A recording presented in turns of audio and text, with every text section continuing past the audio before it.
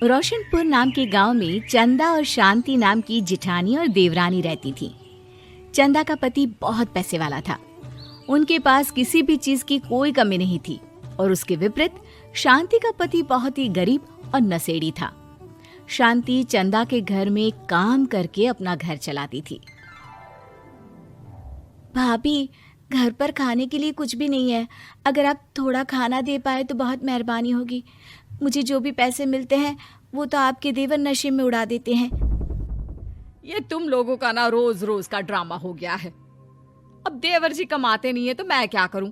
तुम्हारा पति तो तुम्हारी सारी कमाई दारू में उड़ा देता है। रहने दो भूखा उसे। अरे ऐसे मत बोलिए भाभी, आप तो जानती ही हैं कि वो मन के कितने साफ हैं, पर इस बेरोजगारी के कारण उन्हें दारू पीने की लत लग गई है। अरे अपना ये रोना गाना बाद में कर लेना, पहले काम निपटा ले घर का। मेरा और टाइम खराब ना कर। जा गेहूं पीस ले, फिर तुझे कपड़े भी धोने हैं। शांति रसोई घर में जाकर गेहूं पीसने लगती है। पीसते पीसते कुछ गेहूं वहां कपड़ों में गिर जाते हैं, जिसे देखकर उसके दिमाग में एक आइडिया आता है। क्यों ना ऐसे ही थोड़े गेहूं मैं अपने पल्लू में बांधकर घर ले जाऊं, फिर एक बर्तन में जमा कर लूंगी और उसे पीसकर रोटी बना लूंगी। कुछ दिन तो ऐसे ही चलता रहा, मगर फिर एक दिन चंदा ने शांति को ऐसा करते हुए देख लिया। अरे पहले तो मुझे लगा तुम लोग बस गरीब हो, पर तुम लोग तो चोर भी हो। चोरनी कहीं की। मुझे तो लगता था तू गेहूं पिसती है, पर तू तो अपने पल्लू में गेहूं छुपाकर ले जाती है। निकल मेरे घर से। मुझे माफ कर दो भाभी, हमारे पास खाने के लिए एक दाना तक नहीं था, इसलिए मुझे ये सब करना पड़ा।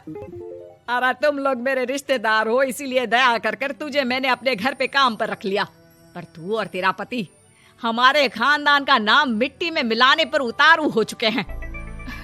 आपको मुझे जितनी गालियां देनी है दीजिए, मारना है तो मार भी लीजिए भाभी, पर मुझे काम से मत निकालिए। परिवार की बात है, वरना कोई और ऐसा काम करता ना तो धक्के मार कर कब से घर का बाहर निकाल दिया होता। रोते रोते शांति अपने घर चली जाती है, जहाँ उसका नशेड़ी पति कहता है, अरे कहाँ रह गई थी कामचोर? इतनी देर क्यों कर दी? आज पैसे लाई कि आज भी खाली हाथ वापस आ गई है? अपने हाथ दिखा।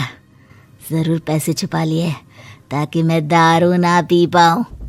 नहीं जी, मैं आपसे क्यों छुपाऊंगी, और अभी आप दारू पीने की बात कर रहे हैं, उसी कारण तो आज हम लोगों की ये हालत हो गई है।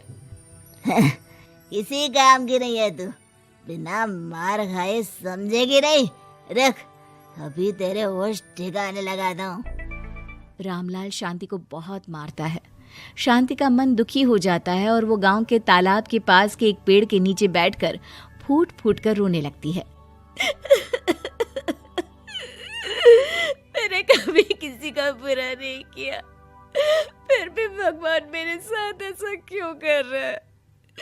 मैं तो रामलाल जी की फिक्र करती हूँ, फिर भी उन्होंने मुझे इतना मारा।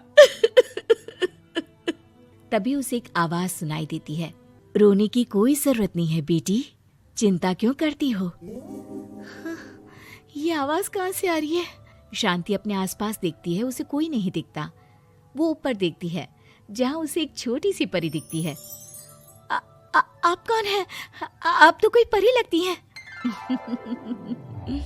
हाँ बेटी, मैं इसी पेड़ पर रहती हूँ। मैंने तुम्हारी सारी बात सुनी, अब तुम्हें फिक्र करने की कोई जरूरत नहीं। अपनी आंखें बंद करो। शांति आंखें बंद करती है और जादुई परी अपनी छड़ी घुमाती है।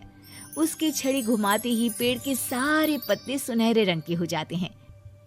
परी उनमें से एक पत्ता तोड़ लेती है और फिर से अपनी छड़ी घुमाती है, जिसके कारण सारे पत्ते पहले की तरह साधारण से दिखने लगते हैं। आंखें खोलो बेटा। लो, इस पत्ते को ले जाकर अपने तकिए के नीचे रख देना। ये तो एक साधारण पत्ता है, इससे क्या होगा?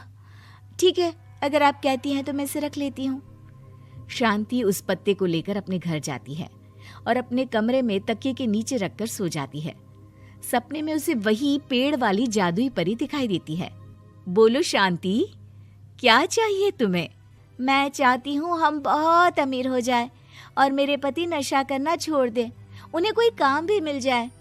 कल जब तुम सुबह नींद से जागोगी, तुम्हारी इच्छा पूरी हो गई होगी। अगली सुबह शांति नींद से जागती है, अपने आसपास का नजारा देखकर चौंक जाती है। उसके बिस्तर पर चारों तरफ सोने चांदी रखे हुए थे। हे भगवान, कहीं मैं सपना तो नहीं देख रही? इतना सारा सोना, वो भी मुझ गरीब के पास। रामलाल जी को बताती हूँ, वो बहुत खुश होंगे। शांति जैसे ही कमरे के बाहर जाती है, वो देखती है कि रामलाल सूट बूट पहने काम के लिए बाहर जा रहा होता है। मुझे शहर में एक नौकरी मिल गई है शांति, मुझे आने में देर हो जाएगी, घर का ध्यान रखना। और इस तरह शांति बहुत अच्छा जीवन बिताने लगती है। उसके पास अब किसी भी चीज की कमी नहीं रह जाती। रातों रात शांति के पास आए इतने पैसों को देखकर उसकी जिठानी उससे पूछती है, अरे क्यों रे शांति, कहीं बड़ा हाथ मारा है क्या? अचानक तुम लोगों के पास इतना पैसा कैसे आ गया? नहीं नहीं भाभी, ये सब तो जादुई परी के दिए हुए पत्ते का कमाल है।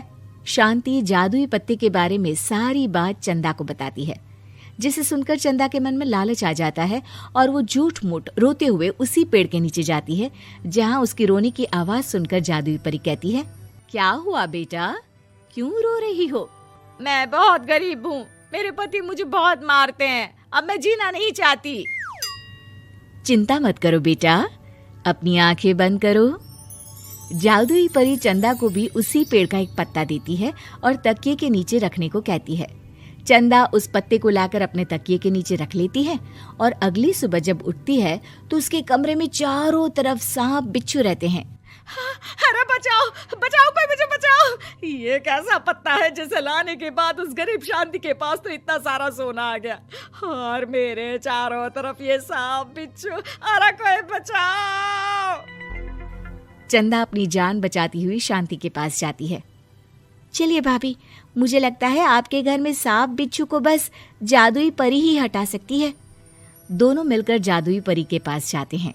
ये सब तुम्हारे बुरे इरादों का नतीजा है चंदा। तुम झूठ मूठ बस पैसे के लालच के कारण यहाँ आकर रो रही थी, इसीलिए तुम्हें जादुई पत्ते ने उसकी सजा दी। अरे मुझे माफ कर दीजिए जादुई परी, मेरे मन में लालच आ गया था। अरे शांति, तुम भी मुझे माफ कर दो, मैंने तुम्हारे साथ बहुत गलत किया, फिर भी तुम मेरी मदद के लिए आई। चंदा को अपनी गलती का एहसास हो जाता है, इसलिए जादुई परी उसके घर से सारे सांप बिच्छू को गायब कर देती है। चंदा और शांति आपस में मिलजुल कर रहने लगती हैं।